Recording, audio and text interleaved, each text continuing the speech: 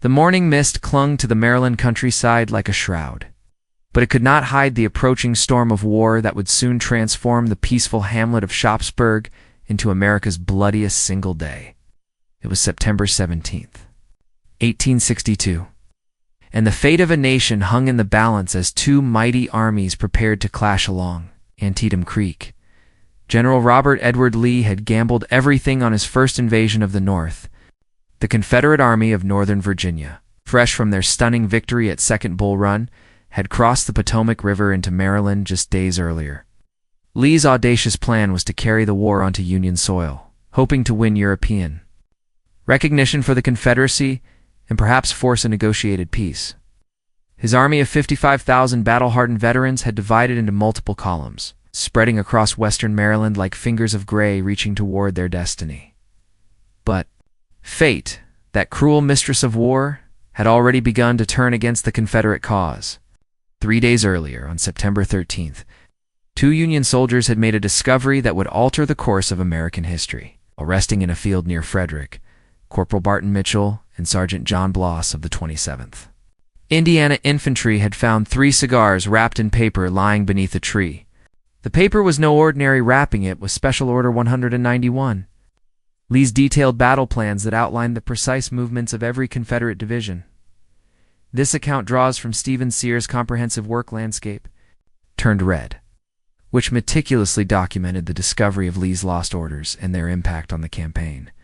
When the orders reached Major General George Brinton McClellan, commander of the Army of the Potomac, he could scarcely believe his fortune. "Here is a paper with which, if I cannot whip Bobby Lee, I will be willing to go home," he declared to his staff. For once in his cautious military career, McClellan held every advantage. He knew exactly where Lee's scattered forces were positioned and could strike them in detail before they could reunite. As dawn broke over Sharpsburg on that fateful September morning, the stage was set for an epic confrontation. Lee had managed to gather most of his army along a defensive line stretching north to south. Anchored by the town itself and protected by the meandering waters of Antietam Creek, his position was strong but precarious. The Potomac River lay just miles behind him, offering retreat but also promising destruction if his lines broke. McClellan's Army of the Potomac, 87,000 strong, had deployed east of the creek in overwhelming numbers. The morning air crackled with anticipation as blue-clad soldiers checked their weapons and whispered prayers. Many had marched through the night, their faces grim with the knowledge that this day would demand everything they had to give. The first rays of sunlight illuminated a landscape that would soon be transformed from pastoral beauty into a hellscape of unimaginable carnage. Cornfields stood tall and golden, their stalks heavy with harvest, innocent of the blood that would soon nourish their roots. Stone bridges crossed the gentle creek, their ancient arches about to witness the fury of modern warfare. Rolling hills and farm lanes that had known only the peaceful sounds of rural life would echo with the thunder of artillery and the anguished cries of the wounded and dying as the eastern horizon began to blush with the promise of dawn. The tranquil fields around the simple whitewashed Dunker Church would become the epicenter of America's bloodiest morning. The German Baptist brethren who worshipped in this humble sanctuary could never have imagined that their peaceful meeting house would soon overlook a maelstrom of violence that would claim thousands of lives before the sun reached its zenith. Major General Joseph Hooker's First Corps had crossed Antietam Creek the previous evening, positioning themselves for what would become the opening movement of this symphony of destruction. Fighting Joe Hooker, his weathered face set with grim determination, surveyed the Confederate positions through the pre-dawn gloom. His 28 regiments were arrayed in battle formation, their bayonets glinting like steel thorns in the growing light. The attack began at first light, when Brigadier General Rufus King's division advanced through the Miller cornfield, 40-acre expanse of towering stalks that stood shoulder-high to a man. The corn created a natural maze, its orderly rows offering concealment to both armies, but also confusion and terror as enemies could materialize from nowhere in the Golden Labyrinth. Union soldiers of the 2nd Wisconsin and 6th Wisconsin advanced cautiously, their rifles at the ready. when suddenly the morning air exploded with Confederate musket fire. Brigadier General Alexander Robert Lawton's Georgian Brigade had been waiting in ambush among the cornstalks, their rifles loaded and cocked. The first volley tore through the advancing Union ranks like a scythe through wheat, dropping dozens of blue-clad soldiers among the corn rows. The Georgians, veterans of numerous battles, worked their ramrods with practiced efficiency, pouring devastating fire into the confused Federal ranks. The fighting in the cornfield quickly devolved into a savage, close-quarters battle where men fired at muzzle flashes and shadows. Brigadier General Marcellus Douglas's Confederate brigade reinforced Lawton's position, and soon the cornstalks themselves became weapons as desperate soldiers used them for concealment and cover. The tall plants, heavy with grain just hours before, now bent and broke under the weight of dying men, their golden ears mixing with crimson blood to create a horrific harvest. Captain Joseph Knapp's Pennsylvania battery had unlimbered their guns on higher ground, sending shell after shell, screaming over the heads of their own infantry to burst among the Confederate positions. The explosive rounds shattered cornstalks and men alike, creating gaps in the natural cover that were quickly filled with more soldiers. Eager to claim this contested ground, Brigadier General John Bell Hood's Texas Brigade, some of the finest shock troops in Lee's army, counterattacked with the fury that had made them legendary. These lean, hard men from the Lone Star State swept through the corn with rebel yells echoing from their throats, their rifles blazing as they drove the Yankees back toward Antietam Creek. Hood himself, mounted on his war horse and brandishing his sword, seemed to lead a charmed life as bullets whistled around him. The battle surged back and forth across the Miller farm like a deadly tide. Units became hopelessly intermixed in the confusion, and officers found themselves commanding strangers as regiments fragmented in the chaos. Colonel William Christian of the 26th Alabama fell mortally wounded while trying to rally his men, his last words a plea to hold the line for Virginia. Nearby, Lieutenant Colonel Hector McKeithen of the 1st Texas lay dying among the cornstalks, his blood seeping into Maryland soil far from his beloved homeland. As the morning sun climbed higher, casting long shadows through the smoke-shrouded battlefield, it became clear that this cornfield would be remembered not for its harvest, but for its terrible human cost. The simple white walls of Dunker Church, visible through the drifting powder smoke, bore silent witness to the opening act of America's bloodiest day.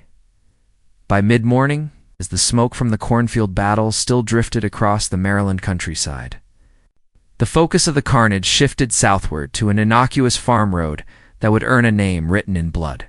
The sunken road, worn down by decades of farm wagons hauling grain to market, was about to become the Bloody Lane, a crimson testament to the savage price of Civil War. Major General Daniel Harvey had positioned his Confederate division along this natural trench, recognizing its defensive potential. The road, carved several feet below the surrounding fields by years of erosion, provided excellent cover for his North Carolina and Alabama regiments. Hill, a stern Presbyterian and former mathematics professor, had arranged his men in multiple lines, creating what he believed to be an impregnable position. The Union's Second Corps, commanded by the elderly but determined Major General Edwin Vose, Sumner advanced across the open fields toward Hill's concealed position. Sumner, at 65, the oldest corps commander in either army, rode at the front of his columns, despite his age and the obvious danger. His white hair gleamed beneath his military cap as he urged his men forward with the steady confidence of a veteran soldier. Brigadier General Thomas Francis Marr's Irish Brigade, their emerald green flags snapping in the morning breeze, stepped off in perfect formation across the stubbled wheat fields. These sons of Erin, many of them recent immigrants who had fled the potato famine, now marched toward their own desperate struggle on American soil. Their distinctive green sprigs of boxwood tucked into their caps marked them as some of the most feared fighters in the Union Army. Historical accounts from James McPherson's Battle Cry of Freedom detail the Irish Brigade's distinctive appearance and their remarkable courage during this phase of the battle. As the Irish Brigade approached within 100 yards of the sunken road, Hill's Confederates rose as one and delivered a withering volley that swept the advancing ranks like a hurricane of lead. The 1st Delaware, and the 63rd New York were caught in the killing zone, their neat formations dissolving as men fell by the dozens. The Irish green flags wavered but did not fall as the survivors pressed forward, their war cries mixing Gaelic curses with American oaths. Brigadier General George Burgoyne Anderson's North Carolina Brigade, concealed in the sunken roadway, worked their rifles with deadly efficiency. These mountain men and farmers had learned their marksmanship hunting game in the Blue Ridge Mountains. Now they applied those skills to deadlier prey. Anderson himself moved among his men, encouraging them with quiet words and personal example. His calm presence steadying their nerves in the maelstrom of battle. The fighting along the bloody lane became a grinding contest of attrition. Wave after wave of Union soldiers advanced across the open ground, only to be cut down by the murderous fire from the sunken road. The field between the opposing forces became carpeted with blue uniforms, the wounded crying for water that would never come, the dead staring sightlessly at the Maryland sky. Brigadier General John Brown Gordon's Alabama Regiment held the center of the Confederate line, their rifles growing hot from continuous firing. Gordon, a young lawyer turned warrior, had already been wounded 4 times in previous battles, but refused to leave the field. His men, inspired by their commander's courage, maintained their devastating fire, even as Union bullets chipped the earth around their position. The breakthrough came when Brigadier General William Henry French's division managed to flank the Confederate position, pouring inflating fire down the length of the sunken road. Suddenly, the natural fortress became a death trap as Union bullets raked the entire length of the roadway. Confederates who had felt secure behind their earthen walls now found themselves trapped in a killing zone with nowhere to run. Major General Daniel Harvey Hill watched in horror as his carefully prepared position collapsed. The sunken road, which had been filled with living fighting men just moments before, was now choked with Confederate dead and dying. The roadway itself seemed to run red with blood, earning its grim nickname that would echo through history. As the surviving Confederates fled toward Sharpsburg, they left behind over 2,600 casualties in and around the bloody lane. The Union forces had paid their own terrible price, over 3,000 casualties. But they had broken the Confederate center and opened a path toward potential victory. While the morning battles raged at Dunker Church and the Bloody Lane, the southern flank of the battlefield remained eerily quiet, save for the occasional crack of a sharpshooter's rifle echoing across Antietam Creek. Here, at a narrow stone bridge that would forever bear his name, Major General Ambrose Everett Burnside prepared for what would become one of the most controversial episodes of America's bloodiest day. The bridge itself was an unremarkable structure, 12 feet wide and 125 feet long, built of native limestone by local masons decades earlier. 3 graceful arches spanned the creek, their stone foundations worn smooth by the gentle current of Antietam Creek. On any other day, farm wagons and local travelers would cross this bridge without a second thought. But on September 17, 1862, it became a bottleneck that would cost hundreds of lives. Brigadier General Robert Toombs, the fiery Georgian politician turned soldier, had positioned his small brigade of only 400 men in nearly impregnable positions on the western bluffs overlooking the bridge. These veterans of the 20th Georgia and 2nd Georgia regiments had carved rifle pits into the limestone cliffs, creating shooting positions that commanded every approach to the bridge. Toombs's dark eyes gleaming with the fervor that had made him famous in the halls of Congress, moved among his men with supreme confidence. For hours, Burnside had delayed his assault, claiming that McClellan's orders were unclear about the timing of his attack. Critics would later argue that his hesitation cost the Union Army a chance to deliver a knockout blow to Lee's weakened forces.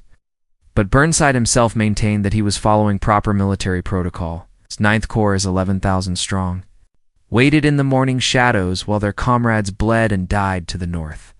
When the attack finally came, it proved to be a tactical nightmare that would haunt military historians for generations. Colonel Henry Bowman's 11th Connecticut Infantry drew the unenviable task of leading the first assault across the narrow bridge. These New England soldiers, many of them mill workers and farmers, formed a column of 4s and began their advance across the stone span with bayonets fixed and colors flying. Toombs's Georgians waited until the Connecticut men reached the center of the bridge before opening fire. The narrow span became a killing zone as Confederate bullets swept away the leading ranks of the attacking column. Men fell into the creek below, their blue uniforms darkening the water as they sank beneath the surface. Those who survived the initial volley found themselves trapped on the bridge with nowhere to go, forward into the teeth of the Georgian fire or backward over their own dead. Colonel John Hart Runce, 51st Pennsylvania Infantry, made the second attempt. Their coal miners and factory workers bringing the grim determination of industrial America to this pastoral battlefield. They too were driven back with heavy casualties, leaving the bridge approach littered with wounded men crawling toward whatever cover they could find. Bruce Catan's, Mr. Lincoln's Army, provides detailed accounts of the multiple failed assaults on what became known as Burnside Bridge, highlighting the tactical difficulties faced by the attacking forces. The breakthrough finally came when Colonel Edward Ferrero's brigade, composed of the 51st New York and 51st Pennsylvania, made a desperate charge across the bridge. These regiments, many composed of Irish and German immigrants, rushed the span with such fury that they overwhelmed Toombs's defenders through sheer momentum. Private Lewis Patterson of the 51st Pennsylvania was among the first to reach the western shore, his rifle blazing as he drove the Georgian sharpshooters from their positions. Toombs's small force, having held off an entire corps for 3 precious hours, finally gave way as Union reinforcements poured across the now-secured bridge. The Georgian general watched his men fall back toward Sharpsburg, knowing they had accomplished something remarkable they had bought Lee's army the time it desperately needed to reorganize its shattered ranks. As Burnside's 9th Corps finally crossed Antietam Creek in force, the stone bridge behind them was stained with blood and littered with the debris of war. The gentle waters of the creek, which had flowed peacefully toward the Potomac for countless centuries, now carried the crimson evidence of American tragedy toward the distant sea. The cost of crossing this simple country bridge had been enormous, over 500 Union casualties to capture a span that could have been flanked by wading the shallow creek just a few hundred yards upstream. But in the brutal mathematics of Civil War, such tactical errors were written in blood and measured in the lives of young men who would never see home again. By late afternoon, as the September sun began its descent toward the western horizon, General Robert Edward Lee faced the most perilous moment of his military career. His army of Northern Virginia, bloodied and battered from 12 hours of savage fighting, was compressed into a shrinking perimeter around the town of Sharpsburg. The Potomac River lay just 4 miles behind him, close enough to promise escape, but far enough to ensure destruction if his lines collapsed before his army could cross. Standing near the simple brick Sharpsburg Lutheran Church, Lee surveyed his crumbling battle line through field glasses, his weathered face betraying no emotion despite the desperate nature of his situation. Around him, his staff officers waited for orders, their own faces reflecting the gravity of their predicament. The Army of Northern Virginia, which had seemed invincible just weeks before, is now fighting for its very survival on foreign soil. The casualties had been staggering. Major General Daniel Harvey Hill's division had been shattered at the Bloody Lane, losing over half its strength in the murderous fighting along the sunken road. The survivors, their uniforms torn and blackened with powder smoke, had fallen back. 2 new positions closer to the town, but their ranks were perilously thin. Hill himself, his uniform stained with blood from a minor wound, reported to Lee that his division could barely hold against another determined assault to the north. The remnants of Stonewall Jackson's command clung to positions around Dunker Church, but Thomas Jonathan Jackson's legendary foot cavalry was a shadow of its former self. The cornfield battles had decimated regiment after regiment, and even Jackson's iron discipline could not conjure soldiers from thin air. The stern Presbyterian general, his prayer book tucked inside his jacket next to his heart, had sent word to Lee that his men would hold their ground or die in place, but he could promise nothing more. The most immediate threat came from the south, where Major General Ambrose Burnside's 9th Corps had finally crossed Antietam Creek and was advancing toward Sharpsburg with overwhelming numbers. After the costly delay at the stone bridge, Burnside's 11,000 men were now deployed in battle formation, their bayonets glinting in the afternoon sun as they prepared for what appeared to be the knockout blow. Brigadier General David Rumph Jones's small Confederate division, barely 3,000 strong, was all that stood between Burnside's advancing corps and the streets of Sharpsburg. Jones, a South Carolina aristocrat whose elegant manner concealed a warrior's heart, had spread his men as thinly as possible across the ridgeline south of town. Every man knew that if their line broke, Lee's entire army might be trapped against the Potomac River. Lee's options were rapidly diminishing. A retreat across the Potomac would mean abandoning his invasion of the North and potentially losing thousands of stragglers to Union pursuit. Standing and fighting might result in the complete destruction of the Confederacy's premier army. In this moment of supreme crisis, Lee made a decision that would define his legend. He chose to fight Captain Robert Edward Lee, Jr. The general's son, serving as an aide, watched his father with admiration and concern. The younger Lee could see the enormous strain in his father's face, the weight of an entire nation's hopes pressing down on the commander's shoulders. Yet Robert Edward Lee Sr. maintained the calm demeanor that had made him beloved by his men. Issuing orders with the same measured tone he might use to discuss the weather, Douglas Southall Freeman's R.E. Lee captures the desperate nature of Lee's position at Sharpsburg and his remarkable composure under extreme pressure. The arrival of Major General Ambrose Powell Hill's division from Harper's Ferry would later be called miraculous. But in the late afternoon of September 17th, it was still hours away. Lee had no way of knowing whether Hill's forced march would arrive in time or whether his messenger had even reached the division commander. All he could do was hold on and pray that Providence would once again smile upon the Confederate cause. As Burnside's corps advanced up the slopes toward Sharpsburg, Lee positioned himself where he could observe the crucial battle that would determine his army's fate. Around him, Confederate artillery batteries wheeled into position, their crews working with desperate efficiency to provide what support they could to Jones's thin infantry line. Every cannon shot might be the difference between salvation and destruction. The late afternoon sun cast long shadows across the battlefield as two nations' destinies hung in the balance. In a few short hours, either the Confederate invasion would end in disaster, or Robert Edward Lee would once again prove that audacity and skill could triumph over overwhelming odds. The dust cloud rising from the road between Harper's Ferry and Sharpsburg first appeared on the horizon like a distant thunderstorm, but to the keen eyes of Confederate lookouts, it represented something far more precious than rain. It was the approaching salvation of Major General Ambrose Powell Hill's light division. After a punishing 17-mile forced march in the brutal heat of a Maryland September, Hill's 2,500 veterans were about to arrive at the most critical moment in the history of the Army of Northern Virginia. Hill himself rode at the head of his column, his distinctive red battle shirt soaked with sweat, but his determination unshaken. Little Powell, as his men affectionately called him, had driven his division beyond the normal limits of human endurance. Men had collapsed from heat exhaustion along the roadside, their comrades unable to stop and help as the urgency of their mission drove them forward.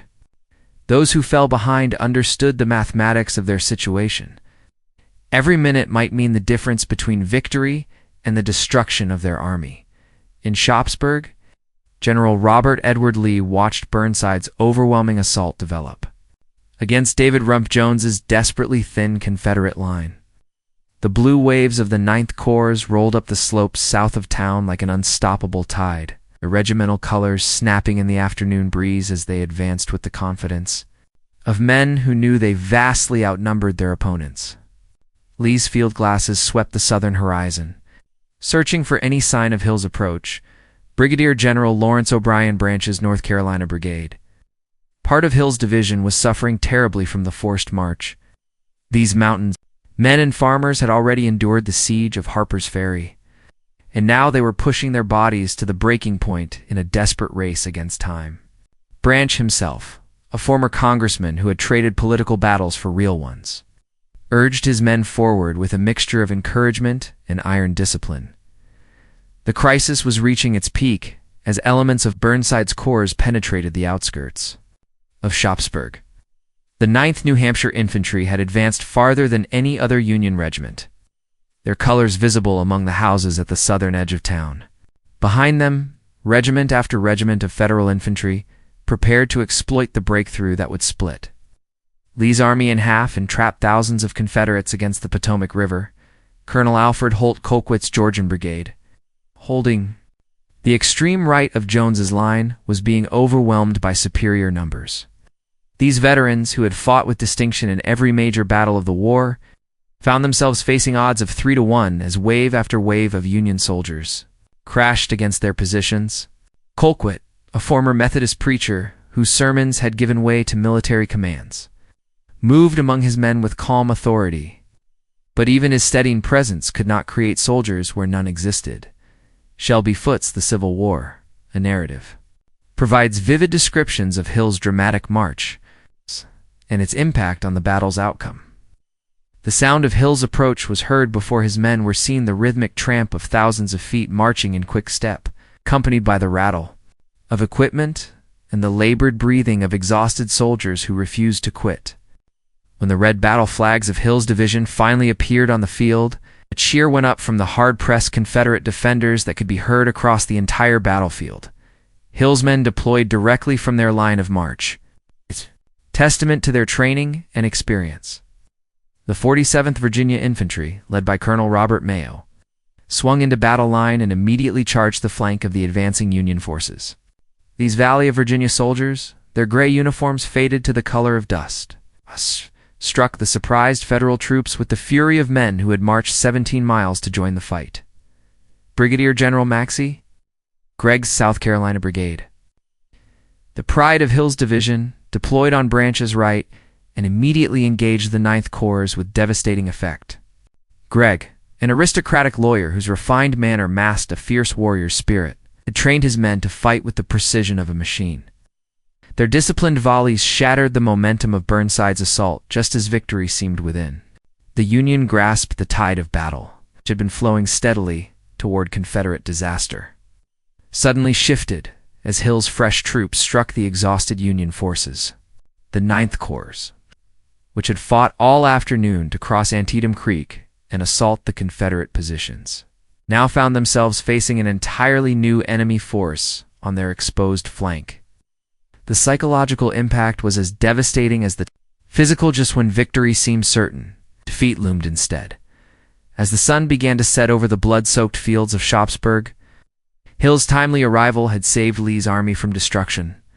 The miracle of timing that brought the Light Division to the battlefield at precisely the right moment would be remembered as one of the most dramatic episodes in American military history, proving once again that in war fortune favors not just the brave, but also the swift, as twilight settled over the Maryland countryside, painting the smoke-shrouded battlefield in shades of crimson that seemed all too appropriate. The guns of Antietam finally fell silent. The killing was done, but the cost of September 17, 1862, would echo through American memory for generations to come. In a single day of fighting, more Americans had been killed and wounded than in any other day in the nation's history, a record of carnage that would stand unbroken through to world wars and countless conflicts. General Robert Edward Lee, his gray uniform dusty and his face etched with exhaustion, stood among the tombstones of Sharpsburg Cemetery and surveyed the wreckage of his grand invasion. The Army of Northern Virginia had survived, but barely. Of the 55,000 men he had led across the Potomac River into Maryland, more than 13,000 were now casualties, killed, wounded, or missing in the brutal fighting along Antietam Creek. The human cost was staggering in its scope and terrible in its individual tragedy. In the Miller cornfield, where the day's first battle had raged, the golden stalks lay trampled and stained with blood. The harvest of grain replaced by a harvest of death. Bodies lay thick among the corn rows, Union blue and Confederate gray mingled in the democracy of death that war creates. Many would never be identified, their names known only to God and to the families who would wait in vain for their return. The Bloody Lane lived up to its grim nickname, its sunken roadway filled with Confederate dead piled 2 and 3 deep in places. Photographer Alexander Gardner would arrive in the coming days to capture the horror with his camera, creating images that would shock the American public and bring the reality of war into their parlors and drawing rooms. The sight of young men lying twisted in death, their faces already beginning to show the ravages of time and weather, would forever change how Americans viewed the romance of warfare. Gardner's photographs, as documented in William Frassanito's Antietam, the photographic legacy of America's bloodiest day, become some of the most powerful anti-war images in American history. Major General George Brinton McClellan had won a tactical victory, driving Lee's army from Maryland and ending the Confederate invasion, but the triumph felt hollow in the face of such massive casualties. The Army of the Potomac had suffered over 12,000 casualties of its own, and McClellan's failure to pursue and destroy Lee's wounded army would draw criticism from Washington that would ultimately cost him his command. The individual stories of heroism and sacrifice were countless, each representing a personal tragedy played out on this vast stage of national drama. Colonel John Brown Gordon, of the 5th Alabama, wounded 5 times during the fighting at the Bloody Lane, had continued to lead his men until a final bullet knocked him unconscious. He would survive, but hundreds of his comrades would not see. Another dawn, in the ranks of the Irish Brigade, Father William Corby moved among the wounded and dying, offering last rites and comfort to men whose journey to America had ended in a Maryland field. The green flags of Ireland, bullet-torn and stained with blood, would be carried back to New York as sacred relics of sacrifice. Of the 1,300 men who had marched into battle that morning, only 280 would answer roll call that evening. The German soldiers of the 20th Massachusetts Infantry, immigrants who had fled political upheaval in Europe only to find themselves caught up in America's own Civil War, paid their own terrible price for their adopted country's freedom. Their precise formations and disciplined advance had impressed even their enemies. But courage alone could not turn aside Confederate bullets. As stretcher-bearers and burial details began the grim work of clearing the battlefield, both armies settled into an uneasy watchfulness. Lee's army, though bloodied and reduced, remained dangerous. While McClellan's forces were too exhausted and disorganized to press their advantage, the night was filled with the moans of wounded men calling for water, for their mothers, for death. To end their suffering, the strategic implications of Antietam would reshape the war and the world. President Abraham Lincoln, emboldened by McClellan's victory, issued the preliminary Emancipation Proclamation just 5 days later, transforming the conflict from a war to preserve the Union into a moral crusade against slavery. European nations, particularly Great Britain and France, abandoned their plans to recognize Confederate independence, leaving the South to fight alone. In the end, the Battle of Antietam had settled nothing and everything. The war would continue for 2.5 more years, consuming hundreds of thousands more lives before its conclusion. But on this day, in these quiet fields around Sharpsburg, America had discovered the true cost of division and the price that freedom demands of those who would preserve it as the last light faded from the western sky. The citizens of Sharpsburg emerged from their cellars and hiding, places to find their peaceful community transformed into a vast hospital and morgue. Their barns and churches, their homes and streets, would serve for weeks to come as sanctuaries for the wounded and dying of both armies. The quiet fields that had known only the gentle sounds of rural life would forever echo with the memory of America's bloodiest day.